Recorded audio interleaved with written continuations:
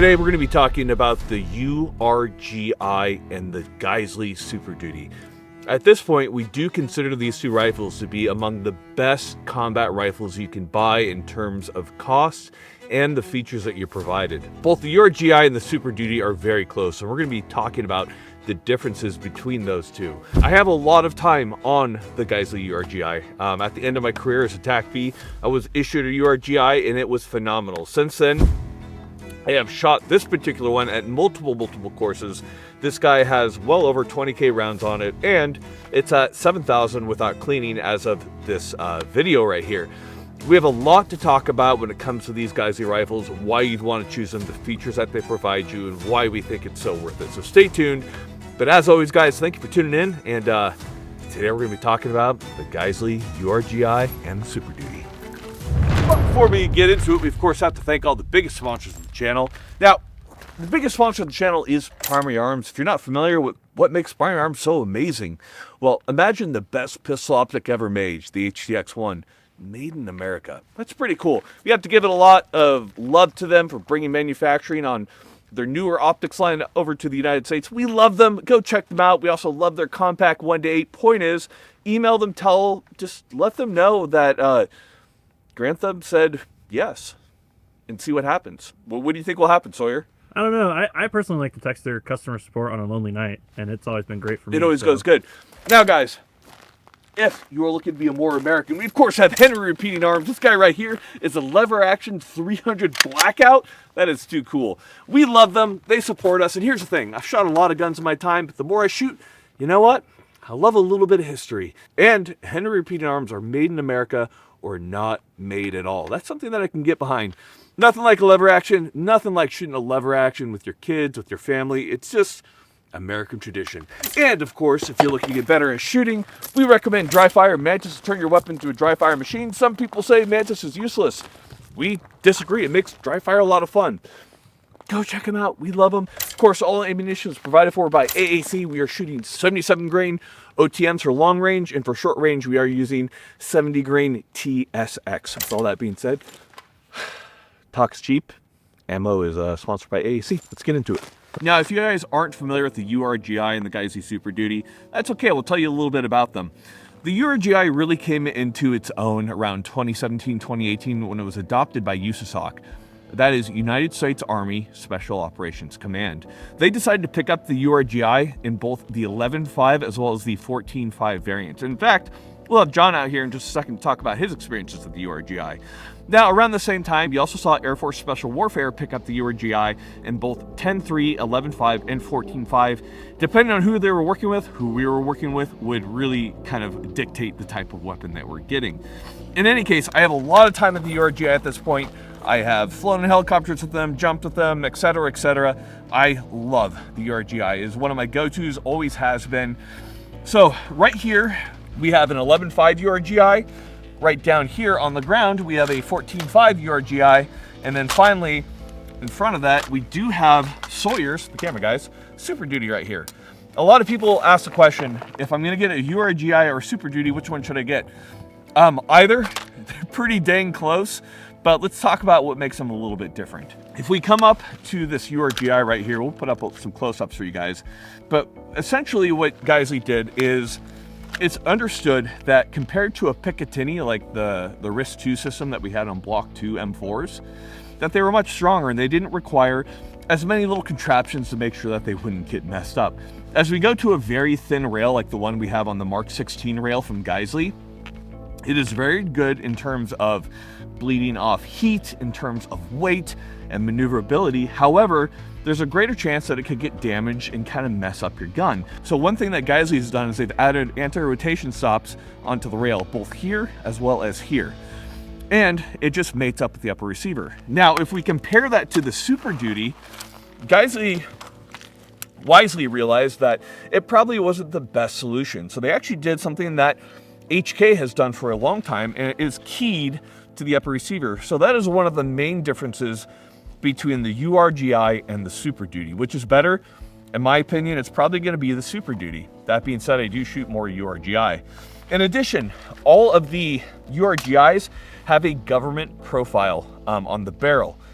This is a pretty archaic profile, not one I'm a big fan of. Now that being said, Geissele rifles are ridiculously accurate, but despite that, I do like that the Superduty, rather than doing a government profile, stuck with their own profile, which aids in both heat dispersion as well as barrel harmonics much better, and the Superduty will edge out a URGI barely in terms of accuracy. Beyond that, the big difference that you see between the two is that the URGIs will have a 3-prong or a 4-prong, compared to the Superduties, which have a Huxworks muzzle device. So, which one should you get? Well, it depends. It depends on what you're looking for, what kind of muzzle device you want, what kind of suppressor you're running, and you know, if you want to be clone correct with the URGI, or if you just kind of want to see what the best Geissele has to offer. All in all, though, I do want to be very clear: the differences between these guns is extremely marginal, and you're probably not going to notice any difference, if at all. I haven't, certainly. So with all that being said, we've talked a lot. Let's go ahead and let's do some shooting. Primarily going to be shooting URGIs today.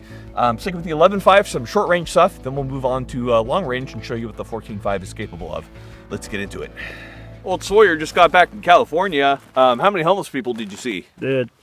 Everywhere. I mean, how do we solve it? I have some ideas. All right, so right here we have my 11.5 URGI. Now, the greatest thing about the Geissele guns is that you can get the complete gun, which of course comes with their trigger and everything for a great price, or you just grab their upper. Right here, this is a clone, obviously, of a work gun. So it is just on a Colt M4 carbine lower, but the upper is really what the heart of the gun is, and these are incredible. So we'll start with a little, some drills here at short range. One thing to note is that the triggers that the Superduties come with are just incredible. So we have the same trigger in our lower right here, and you'll see how dang fast they are. So we have shot timer. We're gonna start with the bill drill. That's gonna be 7 yards, 6 rounds. We're gonna try to do it. My goal today is sub-second. If there's a gun I can do it with, it's definitely the URGI. I've done it before pretty consistently, so we'll give it a shot so long as I am quick enough. Do you believe in me? I believe, Mike. 124. See here, first shot was at 0.62, so that would have been, that was good, by the way. That would have been sub-second if I was faster on my reaction time, but my brain is broken apparently. Let's try it again. By the way, I'm bringing back Eagle 4 grips. We're gonna love them again. 0.98. There we go. All right, so first shot 0.35. Split. My split was 0.11. Clean. All in A zone. This is also reduced A zone. So the thing that we really have to note is, we're kind of casual about it, but this is a fast gun and this is a consistent gun. So when we talk about the ability to make repeated follow-up shots like that, it all comes down to the gun being extremely predictable. And one reason that it's so predictable is the QC on these guns is so good. It's kind of hard to put into perspective if you're kind of not from a manufacturing background, but it's not just all aluminum and just put the parts together. What does it matter? There's a lot of QC to make sure that the tolerances are good. And our friend over at Bexar Arms, Asian Phil, famously, when he spec'd out the Geissele bolt, many of them, they've always been all in the green, and that is quite the accomplishment to do it consistently. So one thing that Geissele does is everything's just within their specs to an autistic degree, and because of that, everything works as it should, and the gun can be gassed even more precisely. Now, Geissele URGIs and Superduties are made for duty-rated ammo, so that means if you're using like Wolf, the furry box with the Wolf on it, it's a little under pressure. You might have some problems running your gun because the gas port sizes on these guys are smaller for that high-powered NATO Death Squad ammo. With all that being said, let's do another drill right here. So we're going to go ahead and do a good old transition drill, which is the only transition that we like on this channel. There you have it. So we're going to do 1-1-1. We'll start with gun up on target, and we'll see how good my eyes work. Okay, we got AAC 0.88, 0.23. So let's give it one more shot. Looks like I underdrove that one right there. There we go, 0.85. Frank Proctor would be somewhat disappointed. So the point right here is we do want to glide across and be able to pull the trigger when we need to. We don't want to be like bang, bang, bang. We want to be able to move across nice and smooth. That's what makes a good shooter. Am I a good shooter? I'm okay. Point is, gun is easy to drive across in terms of recoil control and repeatability, and the ability to drive it across and be cognizant of how the gun's going to recoil in your shoulder. It's the same every time, which is wonderful. Last thing that we'll show right here with the 11.5, well, two last things. We'll show recoil to start. So the gun, like, just, when we talk about a gun that recoils well, this is it. It's always, you can get guns that recoil less. Just understand that there's going to be a point where you have too little gas going into the system to make that gun just recoil so nicely, but it will begin to shut down after 500 to 1,000 rounds. The Geissele's are combat gas. They will push through most debris, carbon, sand, mud, etc., which is what makes them so valuable. They're at that real nice point. Companies like LMT, Geissele, Daniel Defense all make very good combat gas rifles. And again, if you take a look at this bolt right here, and the area around my bolt of the ejection port, you can see how dirty it is. We are at 7K on this, you know, with no cleaning. It runs. You can't say that about a lot of guns. This is truly a combat capable rifle. So we've shown you how she does close range. Let's take her out. Let's shoot it out to about 450, maybe 500, and see how she does. I just have a holographic, but I should be fine. All right, we're using 77 grain Sierra Match Kings loaded by AAC. These have been extremely consistent for us. A lot of people think that because it's an 11.5 barrel, you just really can't shoot it far. These guns can do 500 no problem. So we got 350, 500, and then we're not gonna go past that, but we're just gonna show you that it's doable up to 500. So we'll go ahead, we'll start at 300.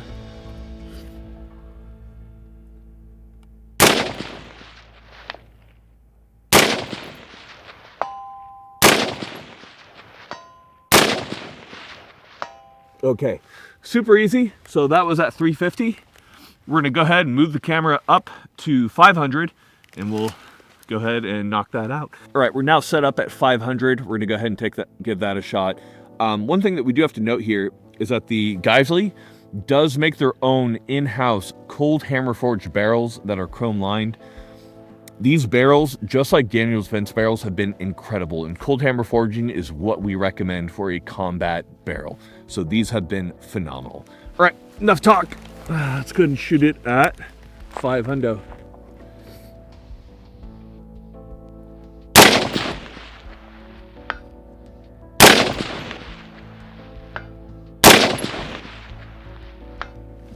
Okay, well, that was very easy.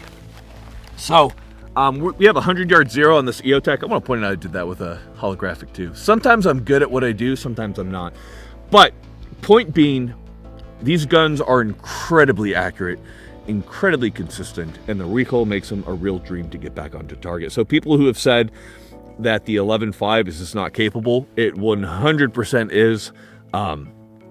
Not to mention that 11.5 really is pushing the projectile still at a pretty good clip. So we've shown you what the 11.5 can do. Let's go ahead and let's put the 14.5 out to 700 to show you how capable these guns can be. We're using 77 grain Sierra Match Kings loaded by AAC. We've got the 14.5 URGI. This is pretty similar to what I had set up when I was in the military. Midnight Force ATACR 1-8. And then we have a CAT Combat Applications Technologies white bread suppressor up front there. So just a normal URGI upper, and we're gonna shoot it at 700 today.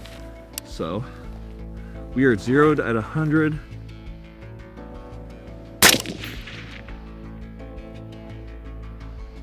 Damn.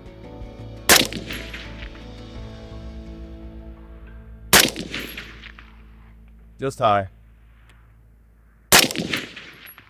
All right.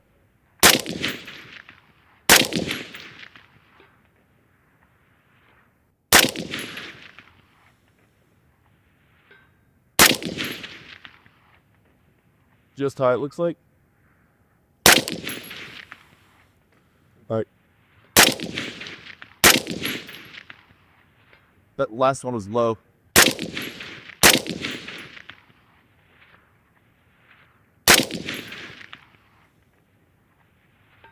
So I've always been very happy with the accuracy that we've been getting from Geissele barrels. And we have John here now. John, if you want to come right in. Yeah, I think it's honestly pretty impressive that for like a combat rifle like this, a fighting rifle, it's ground up meant to do that stuff. It's that accurate at range. It's pretty wild. Right before you got here, we were shooting the 11.5 out to 500, and it was no problem whatsoever. Do you want to hop on the 14.5, John? Yes, sir. All right. Let me grab your real quick. Yeah, you got it. We're about to get John on the gun here. Obviously, at 700, you're losing a ton of velocity on 5.56. 5.56 can do out to 800 with the right build, but certainly you're kind of outside the effective range of what 5.56 can really deliver ballistically. That being said, a 5.56 round hitting you is still a 5.56 round hitting you. So it is very doable with these guns. Just understand the capabilities and kind of be realistic with what you can expect to do with them. But 700, I'd be very comfortable with it. Hey, quick note for you guys. If you get behind your shooter, you can usually see vapor trail, which will allow you to spot much better. Try to be right within their eye line when you're spotting. Spotter up. You said 7 mils and 1 dot to the right? Correct. Backed. Just over, about a quarter. Just over, barely. Impact. Nice. Yeah, it's of course you're not gonna see that kind of stuff or that kind of performance with like 62 grain green tip, but being able to just switch a magazine to 77 grainers and then get that kind of performance out of a combat rifle is pretty impressive, to say the least. And people forget like how big of a deal it is. I mean, you compare this. I mean, the M4 is a great rifle. It's just these guns really have come along. So it's not just space magic. We're not just like making stuff up. These are genuinely very good combat rifles. Mm-hmm. I would say it and Daniel Defense sit at very similar levels, with the exception being that Daniel Defense comes with a mil spec and these come with the Geissele. Mm-hmm. Yeah. Both me and John have experiences using the URGI in the military and getting a lot of testing done. If you're not aware, Ranger Regiment spent a lot of time testing the early URGIs, and they're heavily used. So John, having been Ranger Regiment, has a lot to say about this topic. So I grew up on the Block 2. We just called them DD uppers, and I mean I think they were phenomenal. I really like the carbine gas system over mid-length. That's just how I am. The guns ran harder, but at least they like always ran no matter what. But they had a very, very thick barrel, plus the quad rail's a little bit heavier. That combined with an LA5, a WMX, and an RC can on the end, and like an L can right here. After you've done like a 7K infill and you're trying to hold security on something, it sucks, right? It's terrible. But going from this to the URGI, across the board, dudes really, really liked them, especially the shorty 11.5. But even the 14.5, it was everyone universally liked them more. What's funny is the number one complaint was because just how Rangers are, they just could not figure out M-lock. Like, it was such a foreign concept to them. They came with little aluminum sections, but dudes were like, why can't I get them to go in there? And then there's like not even any like bolts or nuts on the bolts or whatever. They like can't figure it out. But aside from that, dudes loved them. They were great. However, the only thing I didn't personally like about the 14.5 one was the mid-length gas system. Now it is reliable. It's just maybe something was up with our first batches of guns, but they were very unreliable.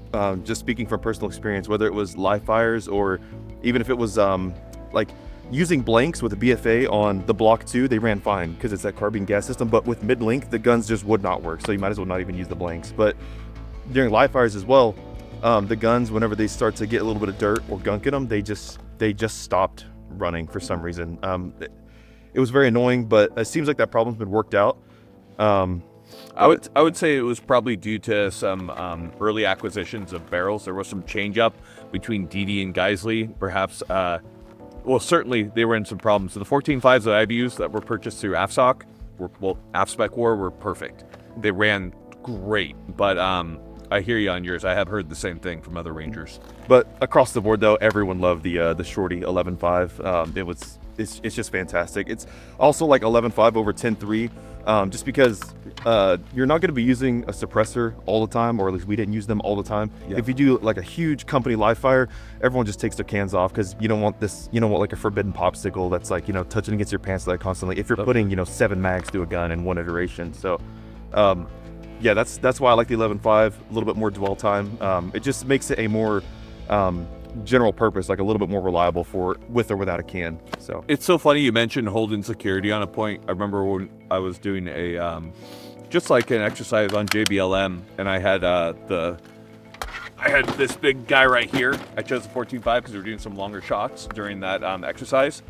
So we went up and we got placed on a doorway to hold the doorway because some guys walked into a flower bomb, and so we were just sitting there, holding the doorway, and it was like an hour in, and we were both just dripping sweat. It was like just landing on my my end user device and everything. It was just, and he was like, dude, I wish I had a shorty right now, because we had suppressor, the full length RC cans on the end too.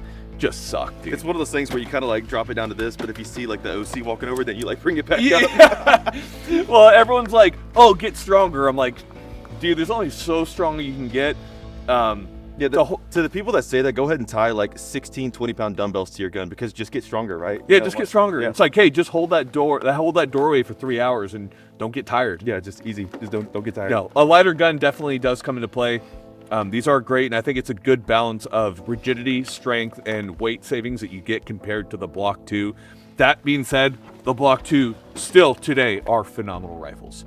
Like very, very good at what they are. Yeah, I'm not gonna feel like I'm undergunned or anything like that if I use a 10.3 Mark 18 over the 11.5. But if I was just to pick one, then I would probably pick the 11.5 URGI, just because it is a little bit better in almost every category. 100% agree with you, man. Well, thanks for your input, John. We appreciate you as always. Everyone's missed you. Do you have anything you want to say to them? I don't know why they missed me. I don't know why they miss you either. You show them nothing but contempt. But what would you like to say to them? Pet your dog. Now. Yeah. Now, we've done a lot of shooting with these guns. Let's get in, let's break it down artistically, and let's get into the black screen. Season 1 of the fitness challenge is now over. We want to give a big shout out to Zach Badger, who lost over 36 pounds and got hella strong, lost body fat, gained muscle. The guy is turned into a monster. We are now heading into season 2. Now, a quick little note, Zach's going to win some pretty cool subs. He's got a recce rig coming and a couple other cool pieces of gear. But for season 2, which is all about that functional fitness, the winner will be winning a custom printed weight belt. Pretty freaking cool right there. Point is, guys, it's a good time. Get into season 2. You are gonna get rocked. Me and Tom have been getting our asses kicked so far by these workouts, and we can't wait for you guys to join us. So just giving a shout out to Darren over at Sporedics for making these awesome Grand Thumb weight belts. Season 2 is gonna be our GT High Rocks program. Now, it's not going to be your typical High Rocks training program. We've definitely modified it a little bit to have a little bit more strength training, a little bit more conditioning, but it's going to be a really good, well-rounded High Rocks program, really to help build that engine, so to speak, work on that muscular endurance. We're super excited for season 2, guys. Go and scan the little code right below or check the link right in the comments. Get after season 2. So we have done a lot of shooting. Now we're going to do a lot of talking as we go in depth on the Geissele URGI and the Geissele Superduty. Now, before we get into this, what's going to be important is our full disclosure. What is my relationship with Geissele? How do these uppers play into the review, et cetera, et cetera. So obviously I have been reviewing Geissele products for a long time. I've used them in my military service. And beyond that, when Grand Thumb first started around 2017, Geissele is one of the first companies to kind of give me a chance and send rifles and uppers and triggers for use in videos. So understand there is that connection there. However, we've never had a problem hitting where we need to hit when it comes to our reviews and being as brutal as possible. Now, there's no exchange of money or ammunition for this video or anything like that. Now, to be clear, they did send me both the 11.5 upper as well as the 14.5 upper. This particular one I've had for 5 years at this point, the other one about 4 years. So we have had them for a long time. They were provided for review. This is pretty standard when it comes to reviews on this channel, just so you guys understand. Beyond that, in preparation for this video, we've done what we've done in the past, which is we've talked with the company's engineers. Specifically why certain things were engineered a certain way, and we've also talked with people at NSW Crane, though due to the sensitive nature of their work and the fact that they're still working for the Department of War, we can't really specifically name those individual people. All that we can say is on Grand Thumb, we always stand on the shoulders of giants, both operators, real world engineers and testers of these weapon systems from the company and from the Department of Defense, Department of War, whatever you want to call it. With all that being said, let's get into the URGI. So we go into a little history here. The kind of development of the URGI is pretty interesting, and there's a lot of that kind of comes into play. So essentially what you have happen is you have a new round that was designed for the United States military. Previously, the military had used the M855, along with other rounds, of course, but primarily you saw M855 with just green tip. M855 Alpha 1 was loaded to higher pressures with a penetrator at the end, and it performed extremely well ballistically. The M4s that are used in the military have a 4150 CMV barrel. This is great barrel seal, but it is not cold hammer forged. So what was occurring is, due to the angle that the magazines were feeding the 5.56 rounds into the M4, the M855 Alpha 1, it was causing a lot of damage to the weapons. This is due to both the feed ramps on the M4 being damaged by the steel penetrators on the M855 Alpha 1, as well as the fact that when the slug traveled down the barrel, there wasn't a whole lot of squeeze that could happen due to the penetrator that was within the projectile. This led to increased barrel wear, as well as the fact that this was loaded to higher pressures compared to normal ammunition. All these things came to kind of a head in making the M4 really only good for about 10,000 rounds before you had to do a complete barrel swap over and you had a lot of damaged components on the M4. Obviously, the M855 Alpha 1 was devastating. It was a great round. However, it was causing a lot of damage to weapons. Hence, you have the URGI. So the URGI was originally a venture between Geissele and Daniel Defense in terms of Daniel Defense barrels and gas blocks. As the program has matured, these have changed to pretty much, there's some variation, but mostly all Geissele built uppers nowadays. So in 2018, well, about 2017 when the URGI was adopted, you began to see these uppers that were primarily converted off of Colt uppers. So the nice thing about the URGI, obviously, is the only thing that's really changing is, of course, going to be the bolt carrier group, rail, barrel, gas block, all that kind of stuff. So it's very easy to convert existing rifles. You obviously had straight uppers coming in that would just be slapped on a lower. This is very much so how we built this one right here. We have your typical M4 lower with a URGI upper installed on it with a lot of the things that you typically see in the military, both the end gall, light, as well as the surefire suppressor. As the URGI progressed, Geissele ended up buying their old cold hammer forging machines and they began to forge their own barrels, which leads us to where we are today with the URGI and then more specifically, the Superduty. The Superduty obviously changes some things up that we talked about earlier, but let's go ahead, let's delve into it. Let's go into the technical specifics of each of these rifles and what makes them so good. This video is going to be a part of a series highlighting what we consider to be the best combat rifles. And at the very top of the list, as of this video, would be either the Geissele URGI or the Geissele Superduty. This is due to the features that you get, as well as the price that you typically see on the market. The uppers for the URGI typically around 12 to 14, Superduty anywhere from 1,000 to 1,200.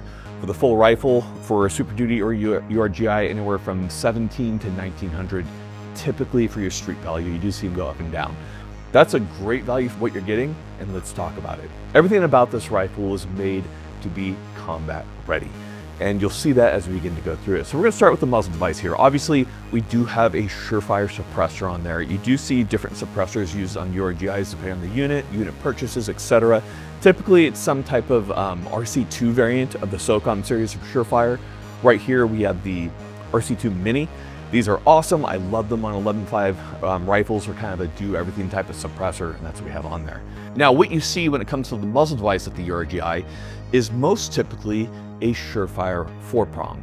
Now, you might be more familiar with the Surefire 3-prong, and you might be a little bit confused. So let's talk about it. The Surefire 3-prong is the civilian offering that you typically see from Surefire. It's a great muzzle device, does well at killing flash, at being a good suppressor host. Now, the military, for whatever reason, really wanted a 4-prong, hence the Surefire 4-prong. What is the visible difference between the two? They're about the same. We actually tested them a while back.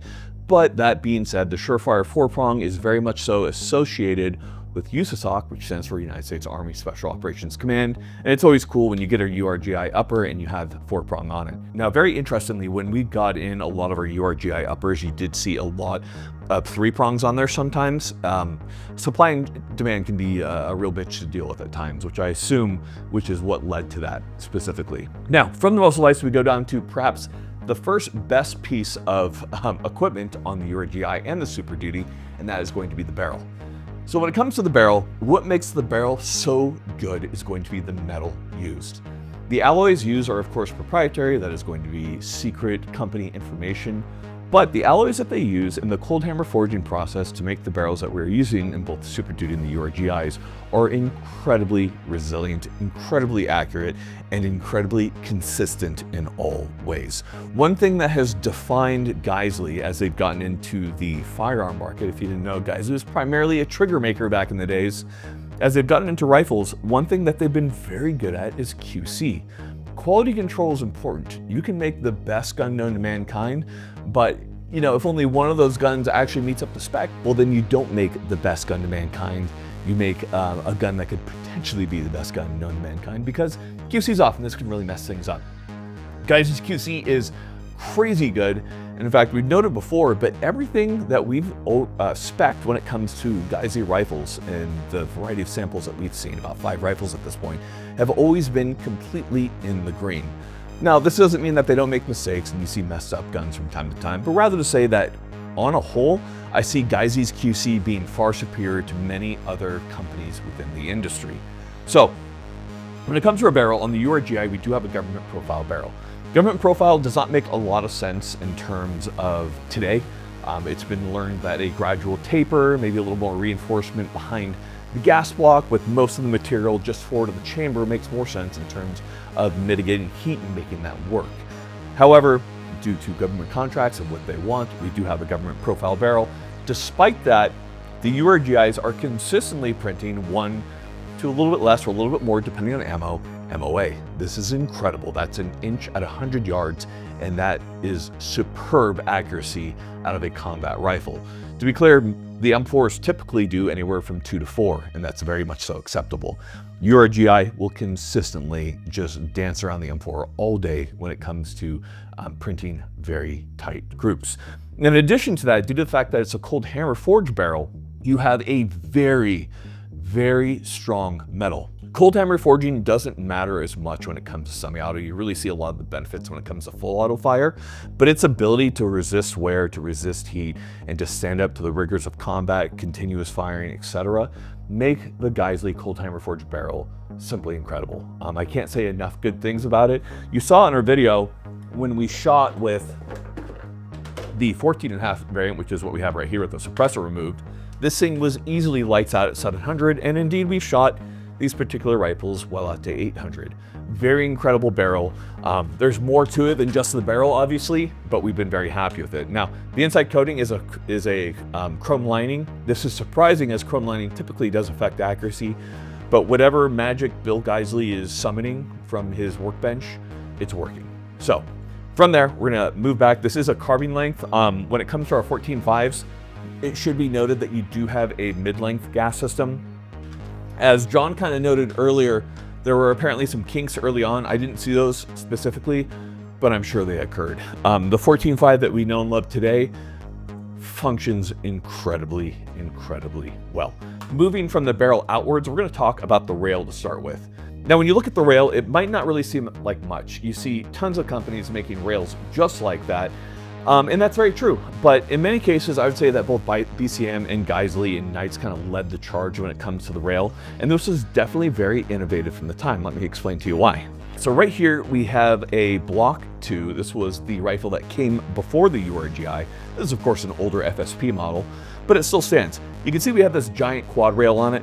These were legendary in terms of durability. Now, another thing that the Block 2s did really well, these guys right here, is because the rail had so much material, what they found was that that barrel was able to radiate that heat onto that rail. That rail was able to very easily radiate all that excess heat, kept the barrel cooler, longer compared to your typical M4, especially with like heat shields on it.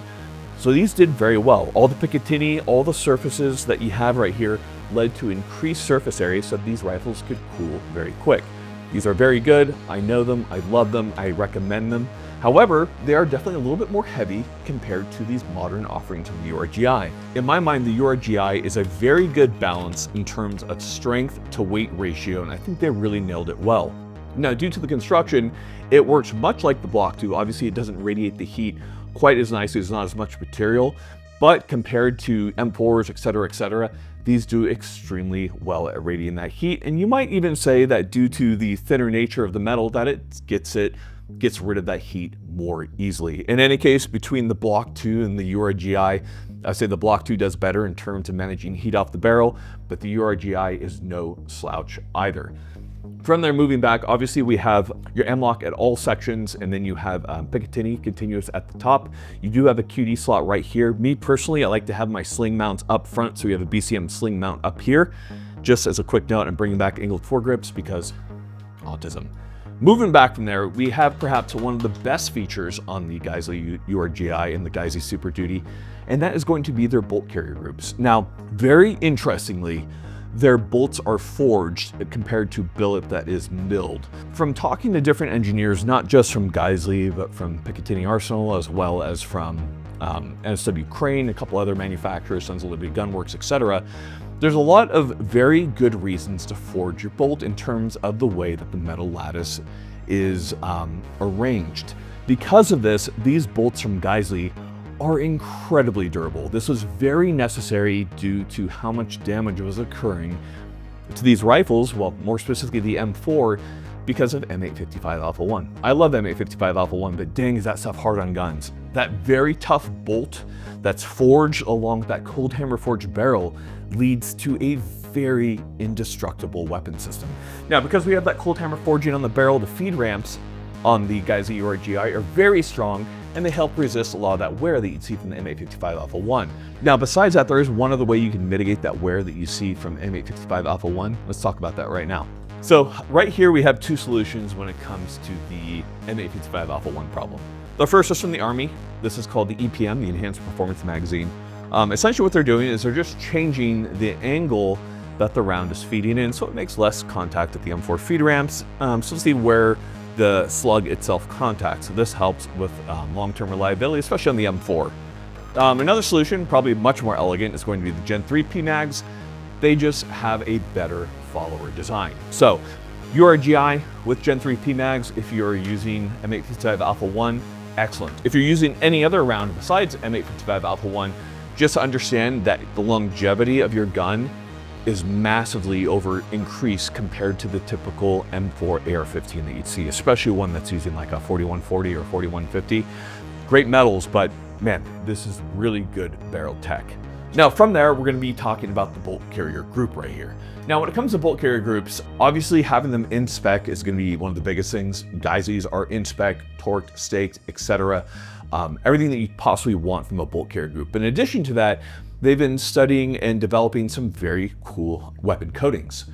Geissele, along with Picatinny Arsenal, developed the nano weapon coating that is exclusively offered by Geissele. Now, this coating is a DSL. It's a durable, solid lubricant type coating.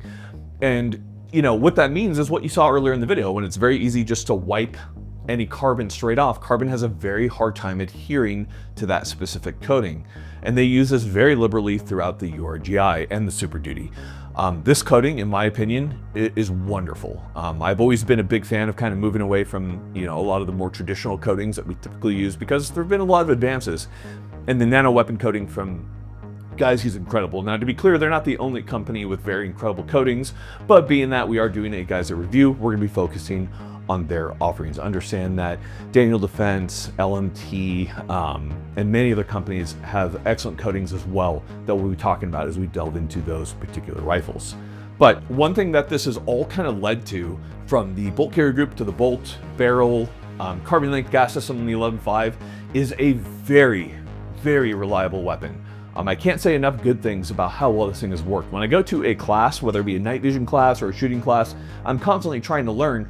I almost always bring my 11.5 URGI. It's one of my go-tos because I know it always runs. No matter how dirty it gets, no matter what I do to it, this thing will continuously just shoot rounds. It's incredible. So I can't say enough good things when it comes to this rifle, and well, specifically this upper as a whole. The rifle together is incredible as well. Now when it comes to the lowers, obviously Geissele's lowers are very well made. A lower is not as big of a deal when it comes to a weapon system, so long as you have one that's in spec and well made. But Geissele, as of like a week and a half ago, did just release their new ambi mod for the Superduties, which I know is going to be big for my left-handed guys out there. I'm left-handed, but I shoot right. Sawyer, you're left-handed, so you'll probably love it. But it's basically based off their GFR. We'll post up some photos right here. Excellent, excellent. They did a great job with that. If you need ambi, go ahead and pick up that lower. Otherwise, you know, use whatever lower is going to satisfy your autistic fancy. Now, when it comes to the triggers that they offer in the Super Duties, we actually have a Super Duty lower. So we're gonna go ahead and do a little ghosting of the trigger here, and we're gonna test out that trigger that just comes with the Super Duty. So right here what we have is we have the Geissele lower. So we're gonna go ahead and we're gonna do a little ghosting of the trigger right here. We're gonna see how that trigger feels. It comes straight from Geissele. As you can see, it's kind of a reduced curvature compared to your mil-spec trigger. They do a very good job with their triggers. When it comes to Geissele triggers, I'm sorry, I don't think there's anything better. Guys come close, but if you notice, whenever there's a trigger review, people are like, is Geissele-like almost a Geissele? It's for a good reason. All right, let's feel into that trigger. So, Geissele trigger. So we got about 2-stage trigger. We have 3 millimeters of play at the wall. 3 pounds, maybe. Beautiful. Okay, off the reset. Light, tactile, responsive. 3 pounds off the reset. That's fast. And to be clear, on our video today, we are using a Geissele SSAE in the Colt lower right over there, or the SSF, which is the select fire version. As you can see, I was fairly easily able to get a 0.98 bill drill split time, which is quick. And that's due obviously from training, but the trigger does make it a lot easier to hit those speeds and hit those times. And the nice thing about Geissele rifles, especially when you buy the entire Geissele, is you get excellent trigger tech just in your gun, ready for your rifle, ready to go, etc. That's one thing that kind of sucks when it comes to other really good brands, whether it be LMT or Daniel Defense. You're not getting as nearly a good trigger in your guns. Now, Daniel Defense is beginning to offer Geissele triggers in some of their rifles. I'm sure LMT will begin to follow suit because I think it's the most logical thing to do.